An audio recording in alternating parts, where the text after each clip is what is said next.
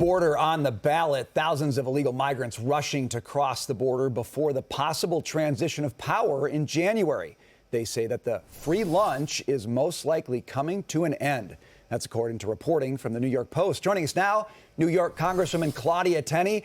Congresswoman, this is the thing that makes more sense to me than anything. If you're a migrant and you want to get across that border illegally, do it before a possible second Donald Trump term. Your thoughts? Yeah, I think at least they know enough to do that. But you know who's driving this? The cartels. They're controlling our border, whether it's human trafficking, drug trafficking. It's tragic. And yet these people know they're coming across. They're not going to have to be vetted. So in some cases, the Biden administration is flying them in on planes. You get, not only do you get the free lunch, you get housing, you get a phone, you get accommodations, you get on our healthcare system, especially in places like New York, and you get protection from the police when you're here as an illegal immigrant in New York, including a driver's license. So, you know, this makes every state a border state. But remember, we have a huge northern border. Most of it is my district in upstate New York. And so we're very vulnerable economically, and also the security threat that a lot of the criminals being released into our country without any vetting from the Biden administration have caused our nation. And people know, Donald Trump has said it, if you remain in this country and he's elected president and you are here illegally, he will deport you. Congresswoman, I want to switch gears for a moment. Speaking of Donald Trump, he's kind of started this garbage truck movement, if you will, because he took those words of President Biden, and then you see him in the vest and he's in the garbage truck, and you see Vivek Ramaswamy doing it, and you've got people online putting garbage bags over their head. You know, people don't want to be marginalized in that way. They're trying to turn it into a positive message. We've got a soundbite from the story with Martha McCallum where she actually spoke to somebody who drives a garbage truck.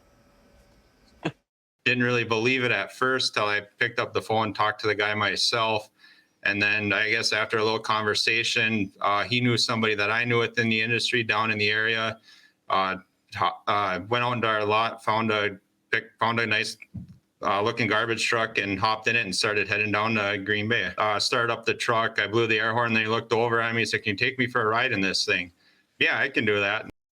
People have been blown away by this, and they've been blown away by how real he is. Yeah, it is. You know, the thing is, it's his sense of humor, and he's so brilliant. I mean, whether it's McDonald's, he's talking about people who aren't smart have low club head speed because he judges people based on his golf game and their golf game, which, by the way, I'm a golfer, so I love that. And so do all golfers. You know, this is funny. And then the garbage thing is just, it's such an intent to demean and diminish the value of people who believe in Donald Trump. I'm one of those people. I think I'm pretty smart. I think I'm a pretty strong woman. I've had almost $50 million spent against me, and I continue to prevail against all kinds of odds, especially when it comes to elections and tough elections. And yet, look at the strong women. Look at the humor that President Trump brings to this. Yes, it's very serious, but he also makes it fun. We don't want to be this dour, miserable people. We want to be optimistic. We want to be, you know, a country that's coming out of the malaise and having an opportunity for some prosperity in the future. Well said, Congresswoman. On that note, you have the Pennsylvania governor, Josh Shapiro, still out trying to defend some of the flip-flops by Kamala Harris. Take a listen. She's evolved on this position. I don't think it's a sign of weakness when an elected official goes out and actually listens to people, understands the impact an issue has, in this case, on the economy, on our national security, and evolved. I'm an all-the-above energy governor. It is critically important to our state, to our national security, to our economy, to people's kitchen tables. He's referring to the fracking flip-flop. Are you confident that she's listened to voters and convinced people that she will not ban fracking? I'm not. She's had a lifelong record of being for the Green New Deal and being a leftist. Look, her biggest problem is authenticity. And the reason they're not having her speak very many places is because when the truth comes out, it's her real policies. She's far left, the most far left candidate we've ever seen run for office, especially the presidency in the United States.